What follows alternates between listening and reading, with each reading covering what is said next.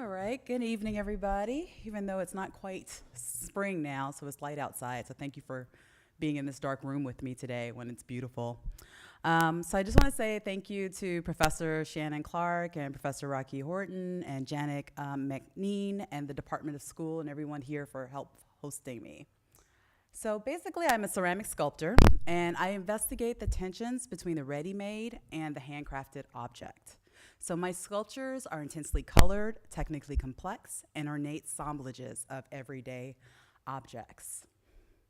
So materiality is really important in my work. My work consists of porcelain, low fire, white, clay, underglaze, plasti dip, resin, acrylic, metals, and wood. And sometimes I also use encaustic. So what I do is I collect, sorry, I think I'm just too close. So what I do is I collect mass-produced consumer objects that strike me as iconic of the everyday. Things that are such as household tools and fixtures, plastic products, food packaging, toys, ceramic figurines, food molds. And here, as we're looking at this particular piece, what you'll notice is that this is a sculpture that's mounted on the wall, and the backing for that piece is actually a plastic container lid from like a salad container or a takeout container. So I'm really kind of looking at the things that we use for one-time use and then quickly discard. Even those objects have kind of an innate beauty in themselves. So this is called Yellow Anise and a hybrid figure, and it's mounted on a cast of a to-go food cart lid and in a plane of cut flowers using a cookie cutter, and the form is completed with extruded piping. So this is another example of that same kind of plastic container. So I'm really thinking about the idea of taking something that is trivial and something that's plastic and one-time use and transforming it into something that is a more precious object, but also a more absurd object as well.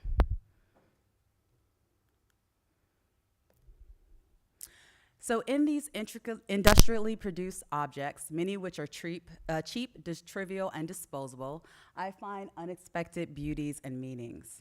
So my motifs are things such as examining consumer culture, things about magical thinking, animism, ritual and domestic objects, and liturgical objects. Artificial nature and sensory desire are something that I'm always thinking about as well. So relying on informed intuition and process, I transform the familiar and trivial into the mythic and fantastical. So when I think about how to describe my work post-graduate school, and I've been out of graduate school since about 2003, I always think of the word chimera. So in Greek mythology, chimera refers to a fire-breathing female monster with a lion's head, a goat's body, and a serpent's tail. But a chimera is also defined as any kind of mythological object made with hybridal parts. But the definition that I like the most is it's a thing that is hoped and wished for, but is in fact illusionary. And that's what I do. I create sculptures that explore my fascination with invented narratives and mythologies. So my fascination with invented narratives and mythologies, like I said, are inspired by manufactured objects. And I find that they have this formal beauty and that they inhabit these kind of mythic worlds. So in this particular body of work, I was making these hybridal creatures, like I said, out of found materials. I was taking those and actually making them and seem as if they were found discovered species that were actually mounted on the wall. So as we think about in a science museum, for instance, or a natural history museum. So putting them in the context of a space. So I'm a born and bred urbanite, although I do live in Champaign-Urbana, which calls itself a twin city. It's about 140,000, it's kind of small. But I've always felt separated from the external natural world, and instead fascinated by the man-made objects that shape my urban environment. Attending church was probably my first awareness of personal symbolic meanings invested in objects. So the same for the first place where I was become so fascinated with the things that made up the mosaics, the liturgical objects. We had a huge chimes in the church. So those are the things that really were the first things that I was like looking at that I thought of as visual sculptural objects.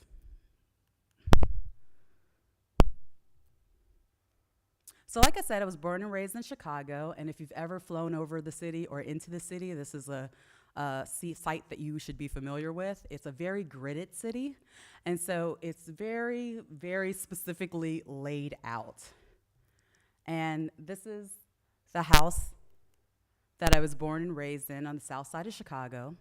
And I describe my interactions with nature as managed. So just like as you fly over the city, it's very gridded, so were the neighborhoods. And so the first thing you notice is how gridded the city is, and then that's our front lawn. So for a girl raised in Chicago, the Seattle landscape was a complete change for me. Where I grew up, my dad would seems like all the neighborhood men would get up really early on Saturday mornings and mow the lawn and edge the lawn. And then, sometimes they would spray it with chemicals, and it was for looking. Like you weren't supposed to actually play on the front lawn, like you were playing on the concrete. If you wanted to play, you could play on the back lawn. And so when I first moved to Seattle, this idea of this accumulation of foliage, of this thing of not having this managed front yard was really kind of overwhelming. So there, instead of impressive skylines, there were mountains, the Cascades, the Olympics, Mount Rainier. The locks, the lakes, and the sound were things that I passed every day on my way to work and to my studio. So I was surrounded by this beautiful landscape, but I felt unsettled. I had always had this feeling that I should be experiencing some sort of idea of true nature. And it made me confront something that I had always known, but that I feel like this separation between me and a natural world. So my idea was that I was going to move to Seattle and I was going to become this other kind of person where I was going to be out there hiking and wanting to explore the landscape. And what I found was that my interactions with nature are very managed. So for instance, looking at this, you might think that I was hiking way into some sort of forest, but actually I'm just on a paved path overlooking this waterfall. And so thinking about this, all this managed greenery and these replicas made me start to think about the authenticity of an experience and objects, my experiences and objects. So this is a work by Dale Chihuly. And I wasn't the first person to have this kind of experience, to have their work start to be influenced by the place that they lived. As I was walking around the Pacific Northwest, I would see examples of this all the time. So this is a Chihuly installation, and you encounter it as you're walking over what is a land bridge to the Tacoma Art Museum. So basically you walk over this bridge. As you look up, it is clear, and so clear plexiglass, and what you see are these blown naturalistic objects that completely surround you. So living in this lush and green environment was kind of jarring and overwhelming and disconcerting. However, again, it made me hyper aware of my own consumption. So not often what I bought, so not only what I bought, but the packing that came in what I had bought as well. So the blister packs and the vacuum formed plastic that seemed to surround me.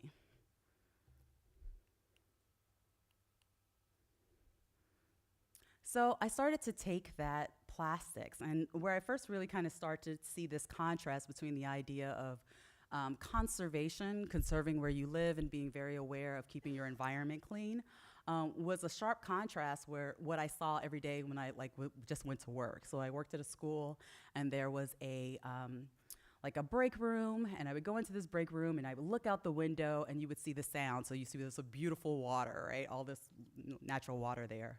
But then you would look by the garbage can, and every meeting that they had, they would order catering. And so then there would just be plastic packaging, it would be overfilling out of the garbage can onto the floor where it would just be stacked up. So it just seemed like such a stark contrast between what was outside and what was inside.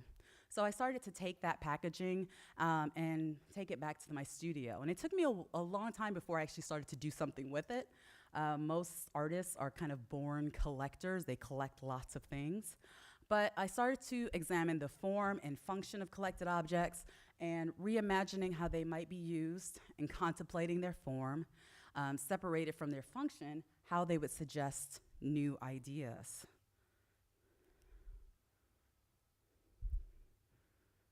So as I examined the form and function of the collected objects and reimagining how they might be used, what became interesting to me is this idea of recreation, of taking these pieces that are already shells and creating a new shell for them made out of porcelain, highlighting basically their mundane as well as their obscure qualities in this now kind of historical material. So a little bit about my process. So I make plaster molds of collected objects, converting them into a minimal shell. Then those molds are filled with a porcelain slip. That slip starts to harden and it creates a skin. And then I have what comes out of those molds are what we call casts. So I make a myriad of casts, and then through process of dismantling, reconstruction, and assembling, I create these chimerical forms. So if you think of it more like collage, like a 3D collage or drawing, where I'm actually taking things apart and then reassembling, taking apart and reassembling.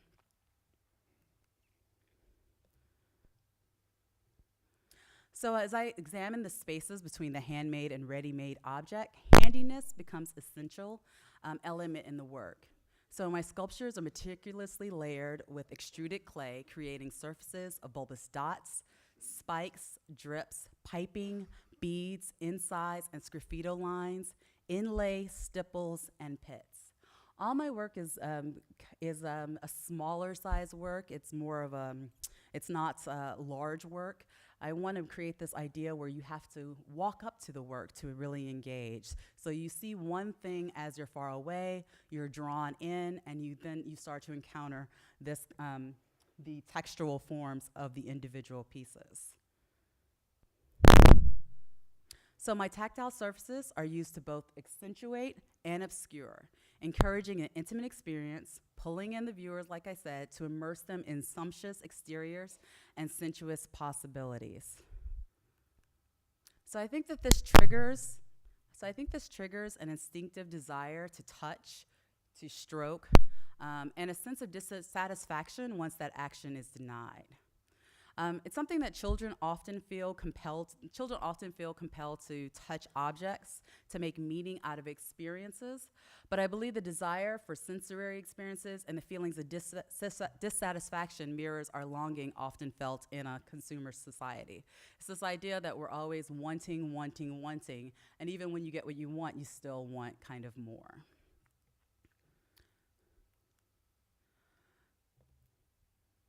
So I'm showing you guys several kind of bodies of work and talking about my process and some of the conceptual threads. And I won't necessarily say that some of these things are direct influences, but I know they were things that I was looking at this particular period of time. So when I was in graduate school, I saw the show, Takashi Murakami, and it was basically his big presentation to the United States. It was a show that he actually curated. It was called Superflat, and it was the first time I had seen work in this particular vein. I mean, Jeff Koons was doing something there was some sort of relation, but not exactly. So in this idea of Superflat, he talks about the fact that there is no separation between cultures. There's no separation between what's high culture and low culture. So the finest fine art is no more important than, for instance, anime or a movie or comic books. So he's really talking about flattening out culture. This particular works are kind of indicative, brightly colored. They seem very superficial, lots of plastics, and shiny kinds of surfaces. But underneath there's this kind of dark there's kind of this dark feeling to the work and some dark associations. So one thing he talks about is the fact that after World War II and the bombs that were dropped on Hiroshima and Nagasaki, that Japanese changed, was completely and forever changed.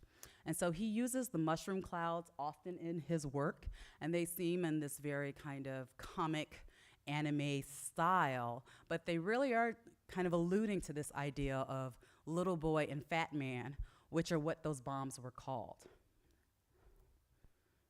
Someone else that I was looking at is like Patacone. So this idea of accumulated forms, these where she often uses things like flowers, things that are so ridiculously mundane, but then taking those things and then overloading them and layering them, not only with meaning, but also with materiality. So these are layered with wax so that they seem like they're on the points of collapse. So they could become both sublime and also grotesque. This is Susan Beener, and she also delves in what she calls into synthetic nature.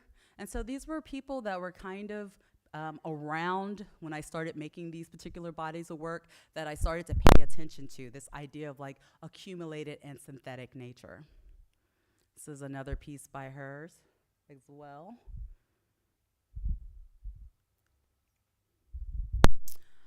And then this idea of color became very important to me. I would say graduate school and before, I'd always kind of used a very kind of muted palette. And I became increasingly interested in this idea of using color as a sense of like power and spirituality and symbolism in a way that I had not considered before. So this is an artist who uses accumulation in their work.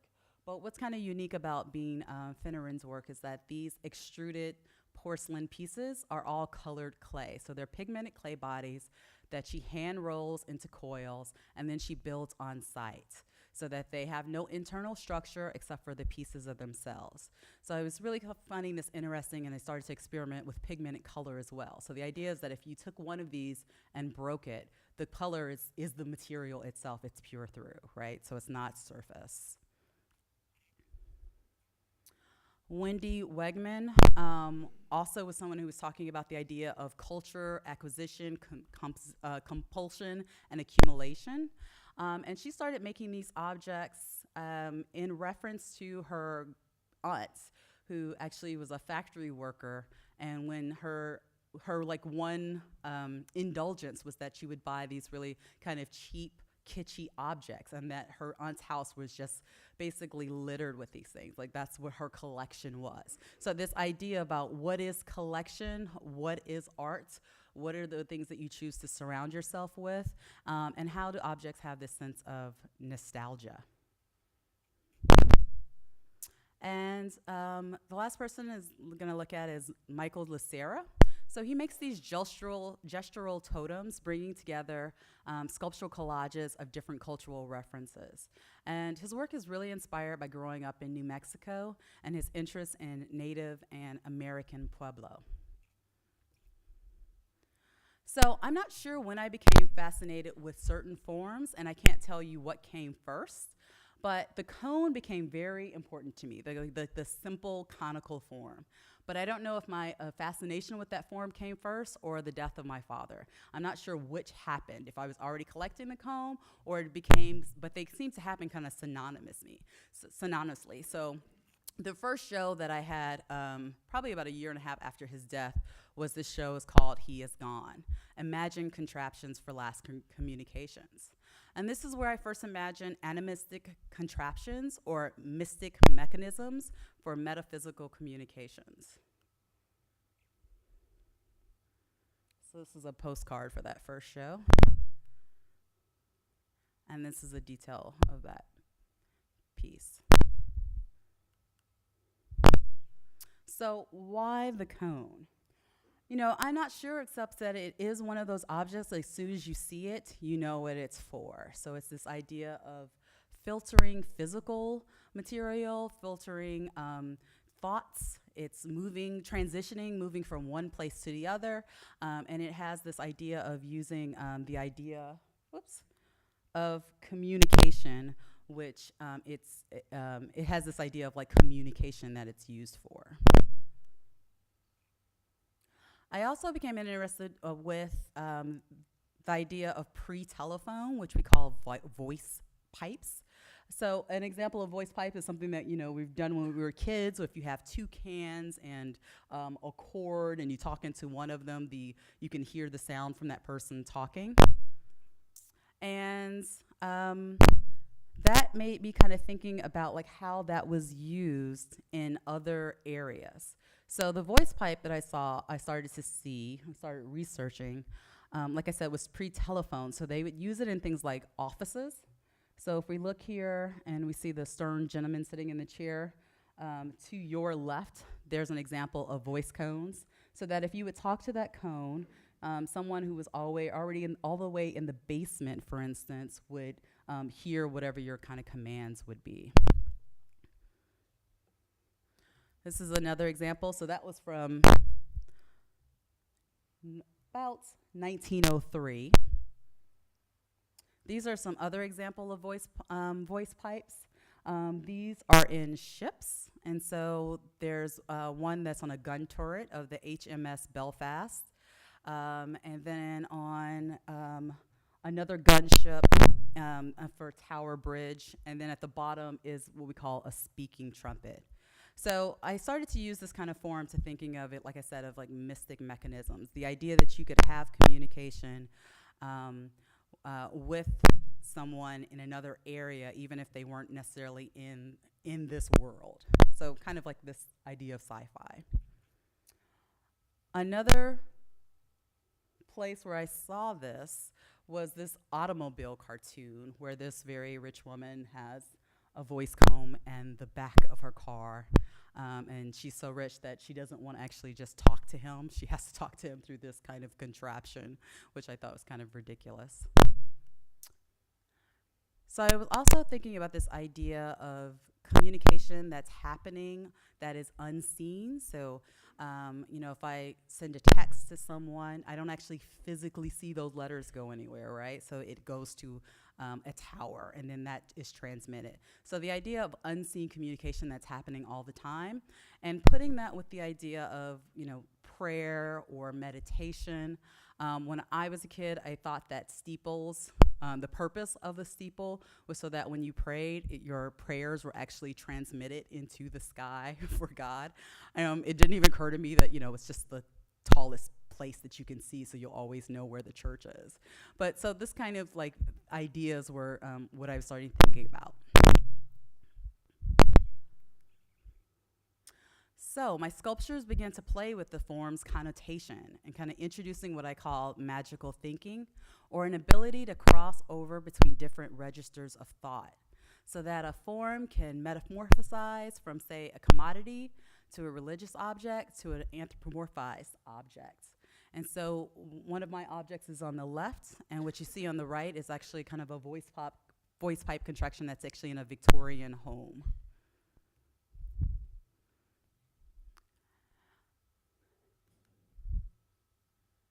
And so these kind of mystic mechanisms I began to create, and also starting to deal with the idea of internal and external space that can be seen and space that cannot be seen. The objects are sometimes wall, sometimes pedestal. And I try to incorporate a range of associations that the carry forms. So although I'm not using necessarily the body, some of the forms are very gestural, as if it's referencing the body.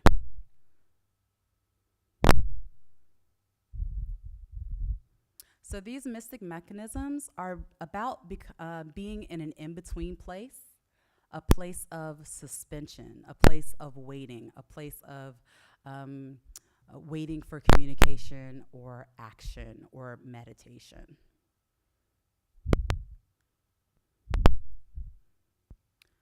So other areas where I started to see the cone form were in things that were very recognizable, also like dunce caps.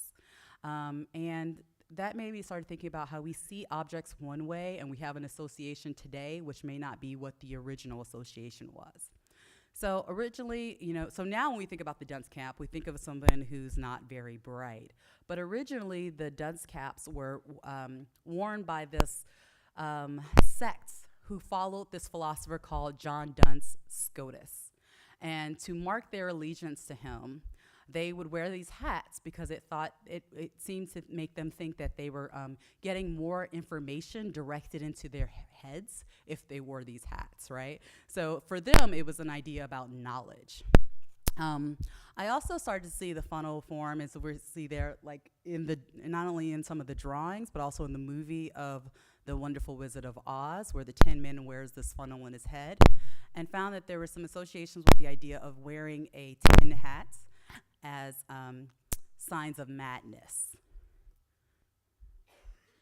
The inverted funnel is also a symbol of madness, like I said, but it also appears in many medieval depictions of not only the mad, but the gullible.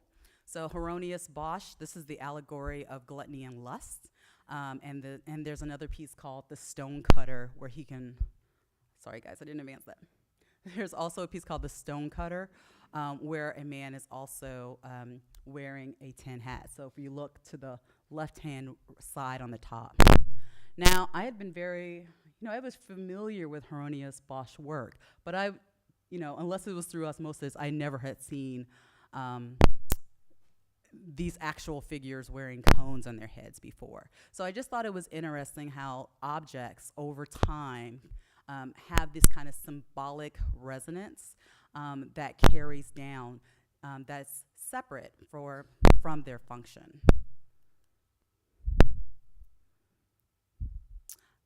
Just some other ideas about where this antenna or imaginary communication could be happening. So there was this trend of churches actually renting out their steeples to as cell towers to companies.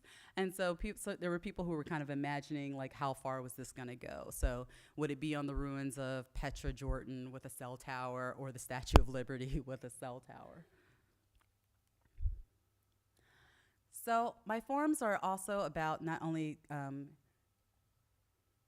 information going out, but also information coming in. So these pieces are very kind of antenna-like. They sit about between 7 and 8 feet tall. They're individual pieces that are put onto armatures. And because of that, as you walk around them, if you bump into them, they sway very kind of gently. And the pieces are different from the front or the back. And so again, it's this idea of pulling the viewer into these intimate moments with the work.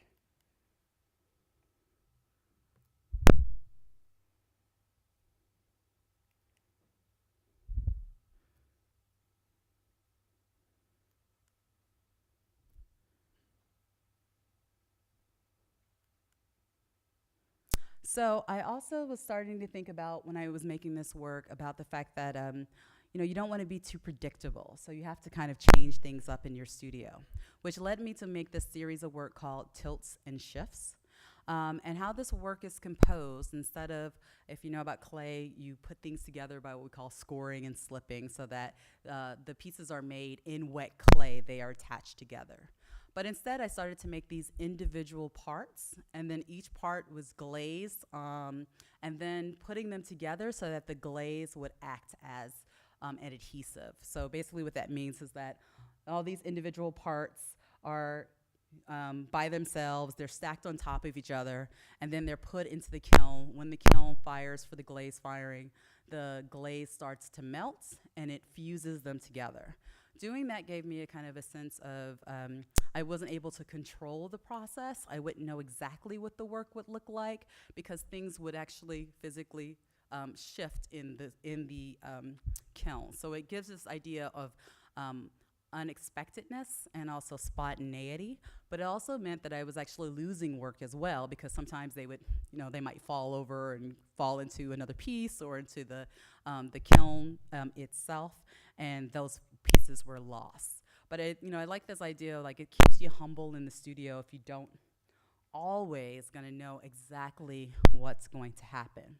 And so they are all stable, but this idea of precariousness is a real one because they were precariously put together until the glaze was actually fused together into the kiln so that they are now what they are as their stable form.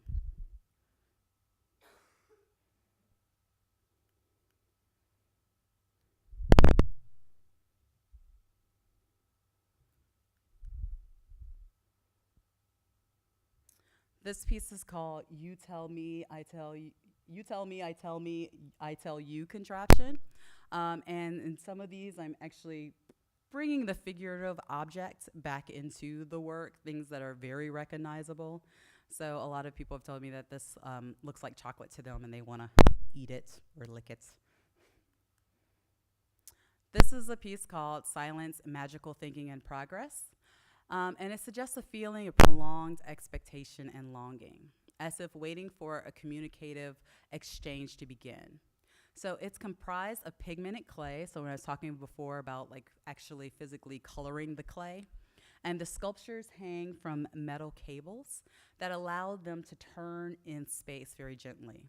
So both ominous and playful, the tactile hourglass shapes allude to the passing of time and recall diversive thoughts such as things such as bowling pins, footballs, frosting, and this again was kind of a series that I did after the death of my father. So there were kind of things that were important to him that I started to implement into these pieces.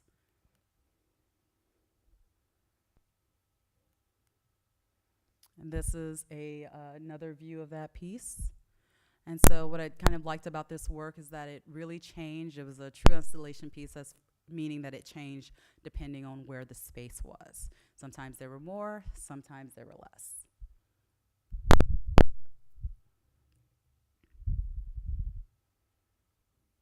So as I was saying, color is a big important part of my work.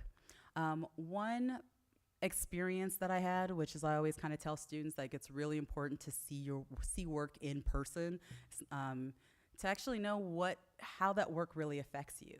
So Yves Klein blue monochrome paintings I had seen many a time in our history book. I'm sure you guys have seen it. It's basically a plane of blue. And it wasn't until I went to the Tate Modern and I stood in front of one of these pieces that it actually had a physical impaction upon me. So, as a object in art history, I could appreciate what it was for and what it was about and the theories behind it, but I didn't really have a understanding of the piece until I stood in front of it. When you stand in front of that piece, it is a ultramarine blue that completely stops you in your tracks. Basically, it feels like a plane of blue that Yves Klein actually referred to it as like a physical space, like transporting you to a physical space. And because they're about the size of your body, you're standing more in front of like a doorway instead of like a window. And it really affected me with this idea of the impactfulness in color in a way that I hadn't thought about before. Other artists that I'm looking at are people like Ron Nagel, who's been doing this work forever. But I find that these pieces, which are usually about this size, they're quite small and intimate, but they seem to be as impactful to me as the largest Ellsworth Kelly painting, for instance.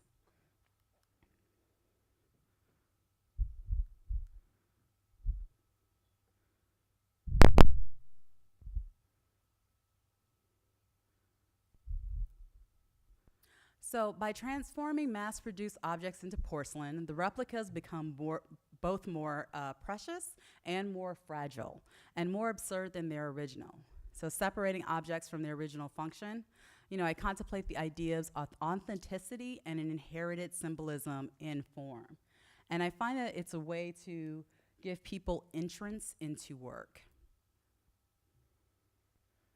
So this next work that we're looking at is Jason Briggs. He's a ceramic artist. Oops, sorry.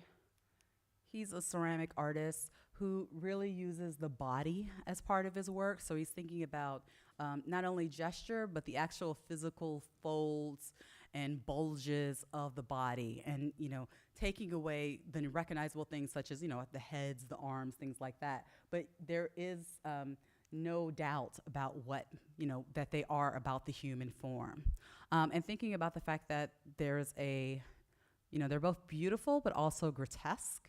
And that's what we were talking about when we talk about sublime, this idea of being able to having to keep looking at something even if we're kind of repelled by it. And so art that is in the show, I'm actually in kind of a transitional time within my work now, where I'm making work that's a bit more gestural, a little bit more minimalistic as far as form. The cone does not always come into the forms anymore. And thinking about all kinds of things. But for this particular work, I don't often say I have a direct reference for work, but this one I do know exactly where the reference came from. So this summer, Kara Walker had her Sugar Sphinx on display. And it was around the same time that Nicki Minaj's album came out, Anaconda. And if you've seen that, she's making reference to an earlier cover of Foxy Brown, except in being frontal, she's her back is to Minaj's back is to the viewer, and she's got like this thong on. And there was so much conversation about what this woman was doing with her own body that I thought the conversations were really kind of interesting, because at the same time there were some Sports Illustrated images that were exactly the same, but we're not kind of getting the vitriol that her images were. And so that started to make me think about like Mirage, or the Black Venus, or the Hottentot, and all these times where we're thinking about the objects of women's bodies being as both sexual and fetishized, but also this idea of like the goddess and like who has control over the female form. So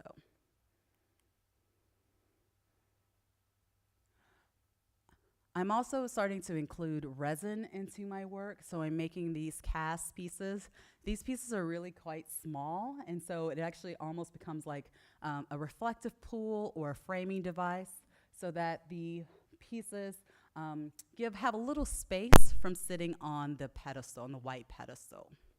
And so when we go over, you'll see that. A lot more gesture in the work. The idea of using things like the egg form or the round form are something that you continuously see when we're thinking about like shrine-like objects or goddess objects. Also thinking about this idea of collections or totemic images, where I'm making these like minuscule kind of totems out of pieces as well. So this piece, which isn't actually in the show, has two planes or views of blue. So on one side, it's this blue. On the other side, it's a slight variation of a blue, so that you almost don't know right away, is it an illusion or not? So I also kind of like to play with this idea of like color illusion in my work as well. This is the beauty of insignificance, another one of these collected objects. And then this is my second to last slide. So by bringing the everyday into art and the art into the everyday, sculptures open up a dreamlike space of unexpected associations and dislocations. So overall, I am interested in how forms, abstracted from function, allow the mind to wander freely over a range of associations, to skip magically between different categories of knowledge, and to appreciate the charm of constructed forms quite apart from their original use or context.